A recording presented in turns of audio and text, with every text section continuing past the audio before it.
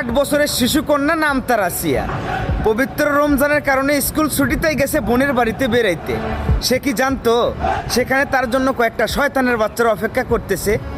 বড় ভাই সমতুল্য দুলো ভাই, বাপ সমতুল্য বোনের শ্বশুর, তাদের কাছে এই মেয়েটা ধর্ষণের শিকার হলো। একজন বাবার কাছে একজন মেয়ে, একজন ভাইয়ের কাছে একজন বোন। যদি তাদের নিরাপত্তা না থাকে তাহলে আমাদের দেশের শিশু মেয়েরা আর কোথায় গিয়ে দাঁড়াবে? যারা এই নিকৃষ্ট জঘন্য কাজ করলো তাদেরকে কি আপনারা থানায় দিয়েছেন? থানায় দিয়ে তাদেরকে কি করবেন? তারা বড়জোর 2 মাস 6 মাস জামিনে বের হয়ে এসে আবারও এই সরজমিনে ঘুরবে। ধর্ষণকারীদের কোনো সাজা নেই, জরিমানা নেই, জেল নেই। তাদের একটাই শাস্তি, রাস্তায় ফেলো আর ধর থেকে কাল্লা আলাদা করে ফেলো। এমন শাস্তি 10 জনকে প্রদান করো, দেখবে এরপর থেকে যারা ধর্ষণ করতে যাবে তাদের অন্তত হাঁটু কাঁপবে।